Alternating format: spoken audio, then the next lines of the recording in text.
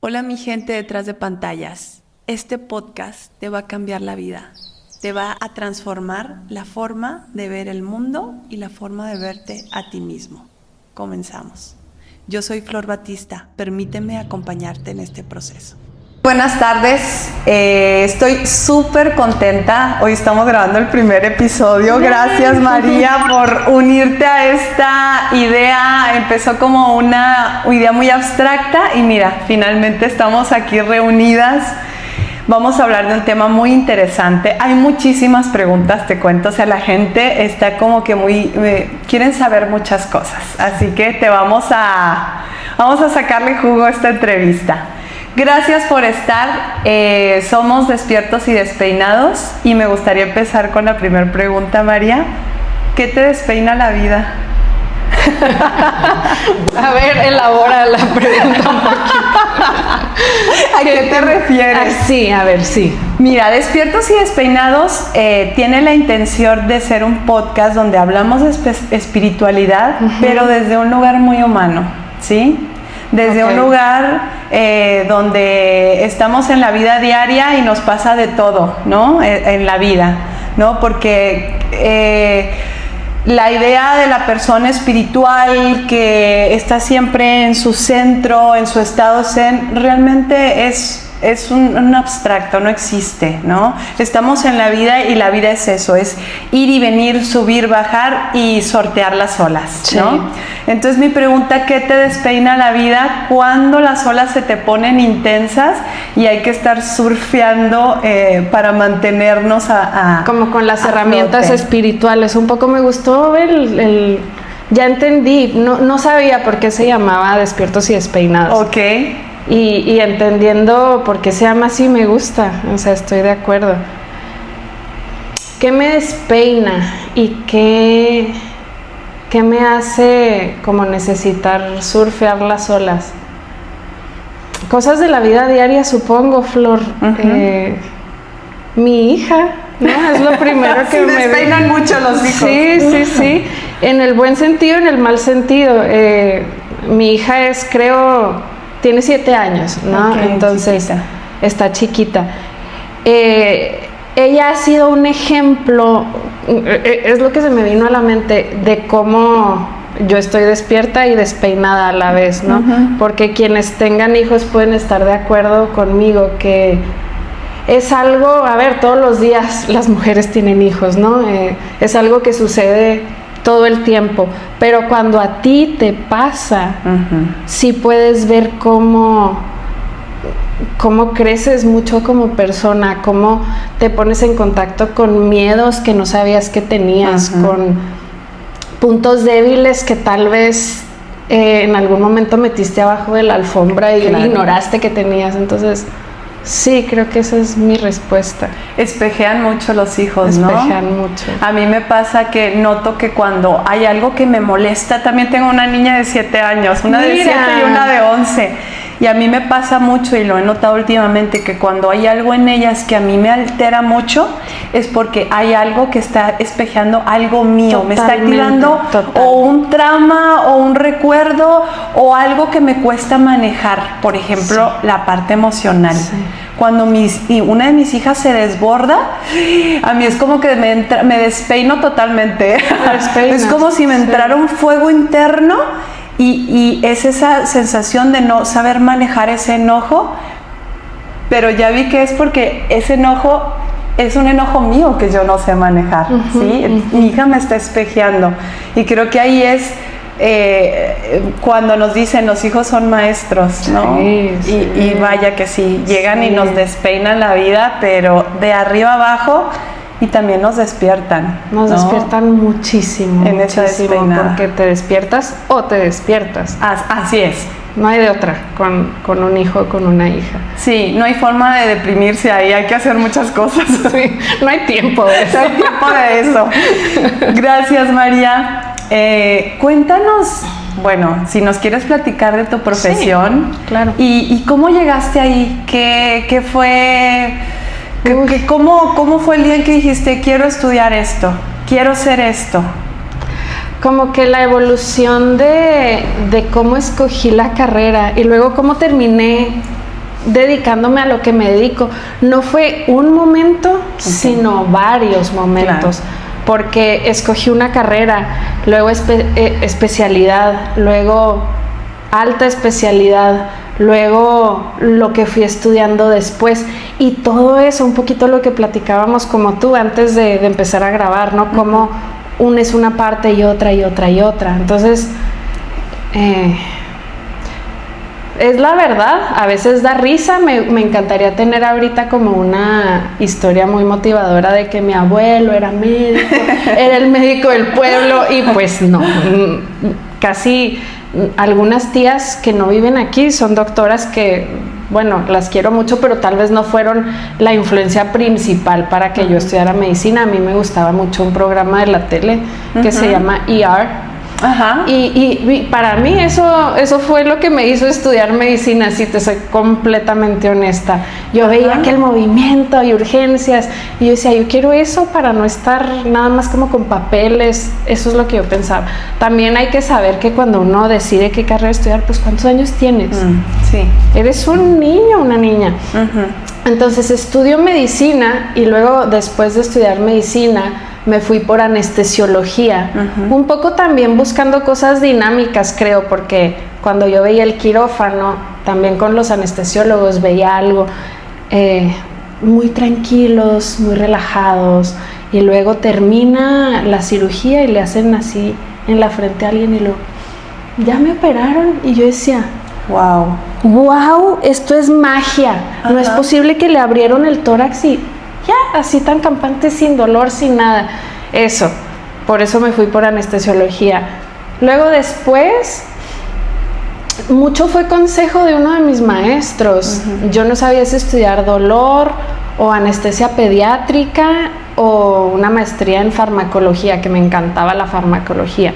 Entonces me dijo uno de mis maestros, pues dolor es una subespecialidad que sí te va a dar algo como extra, porque muchas especialidades de anestesia es ahí mismo en el quirófano. En cambio, dolor sí te da la opción de, si te quieres salir un poquito del quirófano y empezar a hacer otras cosas. Y era alguien en psicoanálisis le llaman un sujeto supuesto saber. O sea, esas personas que todos tenemos, que tal vez son 3, 4, que dices, lo que él diga, eso hago porque yo le creo mucho como su criterio. Entonces estudié medicina del dolor. Luego ahí, en medicina del dolor, fue un poco como darme cuenta que el cuerpo, que la medicina, pues no es nada más el cuerpo. Es ahí donde realmente yo lo aprendí, donde aprendí el valor de la psicología, donde aprendí el valor de no nada más dar un fármaco o nada más una inyección, sino en dolor muchos pacientes llegan, lloran y uno no tiene las herramientas, uno de que ¿qué hago? Le das la caja de Kleenex y de que bueno, va a tomar esto. Entonces fui desarrollando eso un poquito, por eso luego estudié la maestría en psicoanálisis. Y luego ya todo esto del entrenamiento en hipnosis, en terapia de reprocesamiento de dolor, porque me di cuenta que el dolor, aunque es físico, también engloba mucho. Entonces, no lo dije tan rápido, fue lo más que lo pude resumir, pero fue un poco así. Claro, fue todo un proceso. Un proceso. ¿Y hoy en día puedes decir que te encanta tu profesión? Hoy en día puedo decir que tomaste las decisiones correctas. Sí, me identifico mucho con eso de haz lo que te gusta y no tendrás que trabajar. Es muy padre poder hacer eso, muy, muy bonito. Es un privilegio. Sí. Un privilegio bien ganado también. Sí. María, ¿y has vivido el dolor? Físico. Sí. Y emocional también. Sí, claro. Una vez tuve dolor de espalda y eso me enseñó mucho. Claro. Dolor de espalda por meses, Flor, por meses. Y un dolor que yo creo tenía sus tintes nociplásticos, o sea, falta de causa estructural. Estuve como trabajando mucho en una época, mucho, y veía muchos pacientes y estaba sentada todo el tiempo en una silla, pues tampoco la mejor silla del mundo, y empezó como un dolor bajito, hasta que no aguantaba mucho estar sentada, tenía que estar consultando de pie. Al escritorio le puse una cosa de esas para subirlo más y hacer todo de pie. Y terminé como con 3-4 meses, un dolor en la espalda. Me hice finalmente una resonancia. Cuando no salió nada en la resonancia, que me tardé un rato en hacérmela, y luego fui con mi amigo el radiólogo, me dijo, mira, aquí no hay nada. Eso y otras cosas que estuve haciendo, pero fue un poquito como que después de ahí se me quitó el dolor. Y yo creo que tuvo que ver que vi la resonancia, me la explicaron, vi que no tenía nada. Claro. Y entonces dije, y un poquito inconscientemente, me tomé mis analgésicos, me metí a nadar, que creo que nadar me ayudó mucho, pero también mucho ver la resonancia y ver que no tenía nada. Bueno, y ahí entra la parte mental, ¿no? La influencia que tiene nuestra mente en el dolor físico. Me imagino que tú lo has visto en tu consultorio y qué tan fuerte es la influencia de nuestro estado mental con nuestro cuerpo. Mucho. Me gusta decir que tiene su parte cerebral un poco, que es mental, vaya, pero luego si yo no supiera nada de esto, ¿no? Y voy con una doctora que apenas voy conociendo y me dice, lo que pasa es que su dolor de espalda es mental, puede ser recibido no como viene. Claro, no me está creyendo. Y para nada es eso. La mente no es más que el cerebro en acción, estamos de acuerdo, ¿no? Y el cerebro en acción puede amplificar un dolor y puede disminuirlo, puede tener todo que ver, porque el dolor no es una cifra de hemoglobina, no es un nivel de sodio. El dolor, aunque es algo que vemos los doctores, claro, todo el tiempo, es la primera causa de consulta, el dolor es una experiencia, igual que otras, ¿no? Que el enojo, que la tristeza, son experiencias. Lo mejor que tú tienes para saber si alguien tiene dolor es lo que esa persona dice. Punto. Entonces, esa experiencia no está determinada nada más por una lesión física. Claro. Está determinada por la lesión física en parte, en caso de que exista, por tú que aprendiste de niña, por ahorita qué está pasando en tu casa, por tus hijas, por la escuela, por el trabajo, todo eso. Por eso es bien difícil, más bien es imposible comparar los dolores de dos personas, porque son dos individuos con historias completamente diferentes. Entonces, en esa medida, el cerebro, la interpretación que le damos, cambia completamente. Claro. Creo que tal vez esa es como una razón por la cual muchas veces, no sé, una cesárea no duela tanto como puede doler una apendicectomía, y que tú dices, a ver, una cesárea es una incisión más grande, el apéndice es más chiquito, ¿por qué no les duele tanto? Por toda la experiencia, tal vez, ¿no? Por la expectativa, por la felicidad que muchas veces hay ahí. Tiene mucho que ver. Yo te diría un 70-80%. Porque en el yoga se habla mucho de que tu cuerpo va mostrando la tensión emocional de poquito.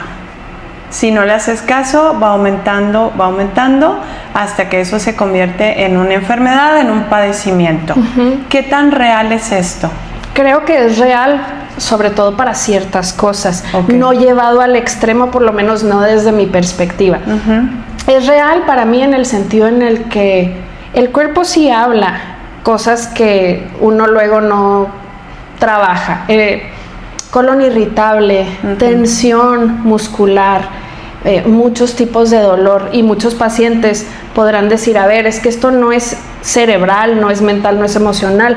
Si me toca aquí, traigo unos nudos, ¿no? En el músculo, estoy inflamada, pero sí hay un eje como bidireccional entre estrés, tensión muscular, y esto se vuelve algo estructural, y entonces esto termina doliendo más.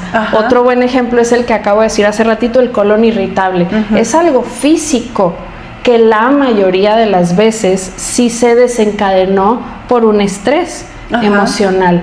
Ahora, ya decir que absolutamente todo es por algo emocional que no trabajamos, me parece que es culpar mucho a los pacientes y que para muchas cosas de eso no tenemos evidencia.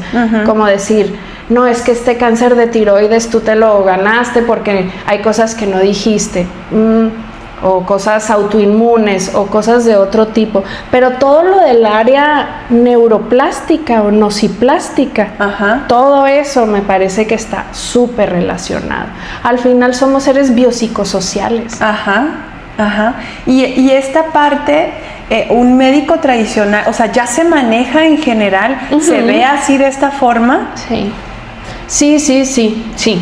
Muchas veces me han llegado a decir, ay, es que tú, voy contigo porque eres una médica no tradicional, pero sí soy, no, sí, todo esto es parte de la medicina, digamos, tradicional, occidental, artículos publicados en los sitios, digamos, estándar o normales. O sea, no es una nueva corriente de la medicina.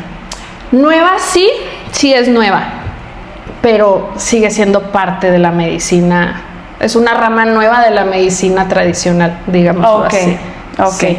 Ya, entiendo. No es medicina, digamos, complementaria, alternativa u oriental. Que todo eso tiene su lugar, pero solo para ubicar.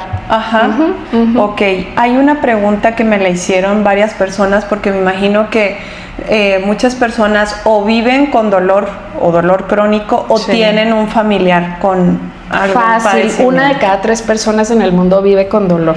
Entonces, o lo tenemos o alguien de nuestra familia o nuestros amigos lo tiene. 1 de cada 3 personas es enorme. Es enorme. Sí. ¿Esto es por ahora en nuestros tiempos o esto ha sido siempre así? Desde que se empezó a estudiar, digamos, está esto. Personas adultas, afortunadamente, pues. Con mayor razón. Sí. Una de las preguntas que me hicieron varias veces es, ¿el dolor crónico se puede tratar? ¿Se puede curar? Sí. ¿Se puede dejar el medicamento? Muchas veces sí. Es difícil decir siempre se puede dejar el medicamento así de manera universal. El dolor crónico, lo único que quiere decir dolor crónico, porque esto es bueno hablarlo, es un dolor que lleva más de 3 meses. Eso es lo que significa. Yo tuve dolor crónico porque mi dolor de espalda sí duró más de 3 meses y a mí ahorita no me duele y no estoy con ningún medicamento. Porque yo escucho crónico y pienso en años, ¿no? Sí, es bueno, pueden ser 3 meses, pueden ser 40 años, claro, pero cualquier rango en medio de eso. Una vez hace poco tuve una paciente que le dijeron, usted tiene dolor crónico. Y pues sí lo tenía porque llevaba más de 3 meses, pero si nadie le dijo qué significaba eso, ella escuchó, tengo un dolor que nunca se me va a quitar. Eso es lo que ella escuchó. Entonces, el dolor crónico significa que lleva más de 3 meses, siempre se puede tratar, a veces se puede curar y dejar los medicamentos, pero tratar siempre se puede. Perfecto. Buenísimo, eso es un muy buen dato y es muy buen dato entender qué significa dolor crónico, porque o me imagino que tiene 40 años con ese dolor o que nunca se le va a quitar y ahí hay una carga emocional fuertísima. Súper fuerte. Entonces, saber esto es muy terapéutico escucharlo, ¿no? Sí. Para los que viven con dolor o para los que tienen un ser querido. Está hablando del pasado, no del futuro. El futuro nadie lo sabe. Perfecto. Solo cuánto tiempo lleva hasta ahorita. Perfecto, María. Vamos a ligar todo este tema con el tema de la parte espiritual. Sí, acá viene lo de despiertos. Sí. ¿Tú sentiste que en algún momento de tu vida viviste un despertar espiritual? Wow, pues ahora sí entramos de lleno. Creo que sí considero que soy una persona en contacto con su parte espiritual.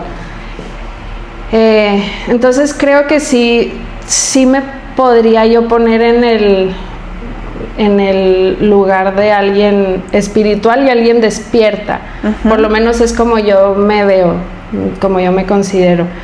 Y a lo mejor es la misma respuesta que tú tienes o que muchas personas tengan, que no así como ese momento del autor del Poder de la Hora que de repente, wow. La iluminación. No es así. pero tal vez pequeños pasitos, ¿no? Desde siempre, pequeños pasitos. Vengo de una familia en donde mi papá siempre ha estado como en contacto con su parte espiritual. Pues es alguien que estuvo en los 60, 70, ¿no? Al final un hippie que sí les daba como por esa parte, ¿no? Y creo que mi abuela también, la mamá de él, tengo muchos libros en la casa que eran de ella, de sabiduría indígena. Creo que corre un poquito como en mi sangre eso. Mi mamá súper pragmática, súper así de que lo opuesto, ¿no? Pero yo sí absorbo toda esa parte de mi papá y desde siempre nos ha gustado como filosofar y la filosofía, no sé, tolteca, que el camino con corazón, todo eso siendo niña, pues es como un inicio, ¿no? Claro, es como un camino. No es lo mismo religión, tú sabes, y espiritualidad, pero a veces pueden como tocarse en algún punto. Como muchas personas en México, pues sí, católica por default, digamos, ¿no? Ir a la iglesia, escuela católica, todo eso. Y raramente, en algún momento para mí, darme permiso de separarme un poquito de todo lo que es la iglesia católica y darme permiso de explorar, de ver también todas otras teorías, todas otras regiones del mundo, cómo ven las cosas. Siento que me abrió un poco más y regresar a lo que yo veía de niña, a lo que hablaba de niña, ¿no? Con mi papá. Y también se toca un poco con todo esto de la psicología, creo. Mucho. Con todo esto que empecé a aprender en medicina del dolor, con psicoanálisis, con querer aprender cosas de espiritualidad oriental. He estudiado poquito, pues, ¿no? Pero he estudiado cosas de budismo, de taoísmo. Y como recoger cosas que van conmigo. Y también, ¿no? De cosas del catolicismo. Creo que todo es, al final, un mensaje para mí, de amor y de darte cuenta que muchas veces eso que estás buscando afuera lo tienes. Hay una frase en el que era budismo, taoísmo, que dice: Dios está en la punta de tu nariz. Sí. Y es hermoso eso. Y es hermoso. Ahí, lo que estás buscando está ahí, ha estado siempre. Sí, exacto. Entonces, ahí en tu hija, en tu familia, en esos momentos que vas a recordar siempre. Entonces, sí, me he ido a retiros. Pues el yoga, la yoga para mí fue también un acercamiento. ¿Practicas yoga? Ahorita no, pero pues siempre está como en el fondo de mi corazón, la verdad. El proyecto. Como que voy y vengo. Esa es una historia diferente, pero yo no empecé a hacer ejercicio como hasta los 20, ¿qué serán? Tantos años. Y Kundalini Yoga fue mi primer acercamiento. Viviendo allá en México conocía, porque vivían o daban clases justo enfrente de la casa donde vivíamos, a mi maestro de yoga que se llamaba Milton. Él era de Uruguay. Y Milton era como no sé, yo sentía que nos daba la clase y nos decía cosas que yo en ese momento necesitaba oír y hasta la fecha como que recuerdo. Resuenan en ti.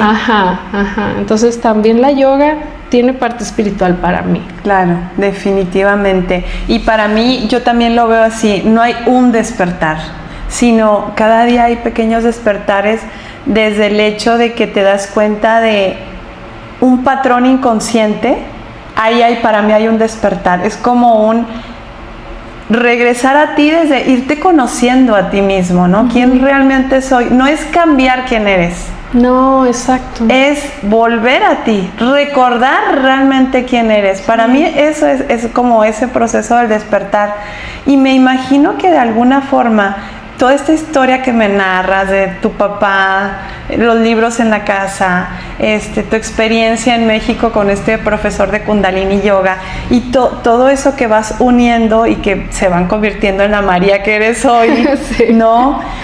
¿Cómo ha cambiado todas estas experiencias? Tu forma de tratar el dolor, tu forma de ver a tus pacientes, de conectar con ellos, ¿cómo ha sido? Porque aquí me gusta mucho ligar esta parte, o sea, sí. ¿Cómo esta dimensión espiritual ha transformado tu profesión? A veces cuando hay días, ¿no? A lo mejor. Hay días y días. Hay días y días. Hay días en los que lo traigo como muy presente y hay días en que a lo mejor las prisas no me lo permiten tanto. Uh-huh. Pero siendo honesta, sí creo que la mayoría de los días sí lo tengo presente. Y recordando esto de eso que tú buscas, lo traes ahí adentro, también es darte cuenta que en tus pacientes o en el resto de la gente, pues ahí estás tú también. Uh-huh. Estoy siendo tal vez muy cursi, pero es lo que siento. Todos somos parte de lo mismo. Uh-huh. Y si tú te das cuenta de eso, que somos pues hermanos, si se me permite el término, ¿no? Uh-huh. Entonces a veces sí cuando estoy muy en contacto con eso, veo a mis pacientes y digo, pues lo quiero ayudar y qué ternura y qué lindo y qué linda y poner un poquito de eso en la práctica clínica diaria creo que es importante. Y no lo hago porque lo tengo que hacer, uh-huh. No, lo hago porque de verdad veo a una persona enfrente de mí que está en su momento bien vulnerable, uh-huh. y que somos parte todos de lo mismo, llámale como le quieras llamar, ¿no? Claro. Entonces eso me dan muchas ganas de sí hacer todo lo que pueda por ayudarlos. Bueno, ahí lo uniría a que para el budismo despertar es darte cuenta que no eres un ser individual separado, todos somos uno, ¿no? La unidad, la unión. Exacto. Y si eso lo llevas a tu contacto con tu paciente, wow, se vuelve una experiencia uh-huh. muy enriquecedora para tu paciente y para ti, porque al final de cuentas nosotras como facilitadoras de salud, desde los diferentes trincheras en las que estamos, nosotros vamos aprendiendo en el camino, ¿no? Y nos vamos transformando, sí, o sea, es parte del proceso. Entonces, ver a tu paciente, a lo mejor en un proceso de mucho dolor físico, y todo lo que debe despertar en ti, y también cómo aprender a manejar todas esas emociones, porque no dejas de ser la doctora que está desde un lugar neutral ayudándole al otro, ¿no? Cómo manejar lo emocional, espiritual, de conciencia, y la parte más práctica de uh-huh. médico que va a recetar un analgésico, un tal, ¿sí? Uh-huh. Sí. Encontrar ese punto donde eres cercano y a la vez estás cuidando desde un lugar donde no estás vulnerable y no debes de estar vulnerable porque estás sí. ahí. Como dice ese término en inglés, es un sweet spot. Ese. Ahí está. Es Ajá. un sweet spot que yo creo que desarrollé con el tiempo. Fui desarrollando un poquito de concha, sí, un poquito de sí. concha, porque al principio, que sí me costó. Al principio uh-huh. me costaba tener pacientes y no estar pegada nerviosa al teléfono, salir corriendo a medianoche si me necesitaban. Uh-huh. Lo llegué a hacer. Llegué a no llegar a dormir a mi casa por estar ahí dando más de lo que era necesario, la verdad, sí. pero solo por la falta de experiencia que tenía, porque uh-huh. era una niña recién egresada que no había tenido pacientes a su cargo. Claro. Siempre había tenido alguien atrás de mí, ¿no? Entonces, con el tiempo fui encontrando herramientas que me ayudaran a no ser alguien indiferente, uh-huh. nunca, y también poder llegar a mi casa, y si tengo a alguien a quien ya le acabo de dar el tratamiento y llego a mi casa y hay una comida familiar, sí poderla disfrutar, porque ese punto no lo podía hacer, ¿eh? Claro, no podía. me ha pasado, he estado ahí. Sí, entonces eso tampoco está bien para mí y no está bien para los pacientes, no está bien para nadie, para nadie. Terminar exhausta, ¿no? Sí, quemada, burnout. Entonces, la práctica me fue ayudando a, pues sí, es la práctica, los años, ¿no? A esa conchita donde me importa muchísimo, salgo del consultorio y puedo seguir disfrutando de mis cosas. ¿Qué te digo? El ejercicio, la meditación. Tengo mi psicoanálisis todas las semanas, en donde creo que es un espacio para mí súper importante, en donde yo tengo 1 hora a la semana donde no solo hablo de mis pacientes, no, pero yo puedo ahí como soltar tu vía de escape. Mi vía de escape. Totalmente. También tengo compañeros, doctores con quien me junto a platicar de los casos para un poquito desfogar y un poquito... También algo del burnout es como ofuscarte y no ver soluciones que a lo mejor sí son obvias. Sí. Entonces para eso sirve hablar con colegas también. Oye, me está pasando esto con este paciente. Ah, no, bueno, pues, ¿por qué no has hecho esto? Ay, claro. Claro, es que no puedes ver las cosas con claridad. Sí. Una de las preguntas que me llegó, que a mí me causó mucha gracia y aparte muy interesante, porque tiene que ver con esta dicotomía que hacemos nosotros de mente, cuerpo, espiritualidad, ciencia, ¿no? Como una mujer de ciencia hablando de espiritualidad, como si no pudiera, como si estuvieran peleadas una y la otra, ¿no? Bueno, pues ¿por qué no? Diría yo. Espiritualidad no significa... Definamos primero, ¿no? Tendríamos que definir qué es espiritualidad para mí o para quien hizo esa pregunta, porque, pues, ¿qué es espiritualidad, no? Es la pregunta del millón. Pero espiritualidad, un poco para mí, es darme cuenta de lo valioso que es todo. Darme cuenta que eso que llevo años buscando lo tengo yo, lo tienen las personas, tú lo tiene Valeria, con quien estamos cercanos aunque no los conozcamos, y darnos cuenta que la fuerza más grande que hay es el amor, ¿no? Entonces eso para mí no tendría por qué, al contrario, no tendría por qué estar peleado con la ciencia, sino qué bonito que puedan ir de la mano. Ahora estamos platicando aquí porque es una plática amistosa de cosas de espiritualidad.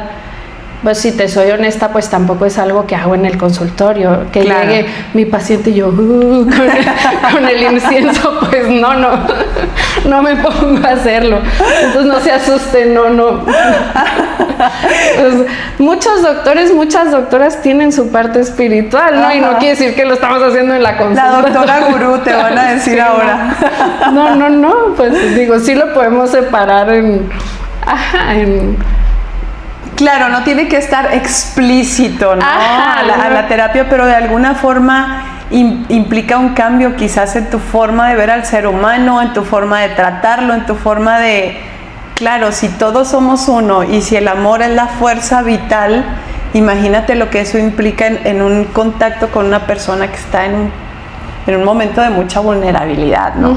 Y claro, no significa que van a llegar y el incienso y les vas a hablar en sánscrito, ¿no? Y los vas a poner a meditar. No, o sea, eso es como...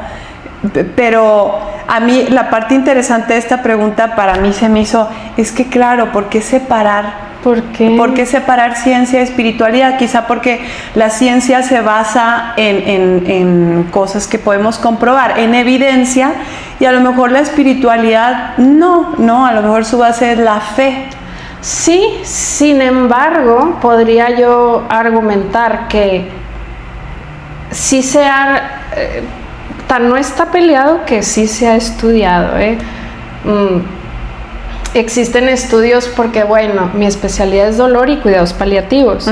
Ahora, los cuidados paliativos es una rama de la medicina en donde, a ver, la espiritualidad es una parte una parte importante, porque son todos esos cuidados al final de la vida. Y se estudia mucho cómo ayuda a la espiritualidad. No se miden cosas espirituales, pero se mide cómo alguien en contacto con su parte espiritual tiene menos síntomas, por ejemplo, que las personas que no.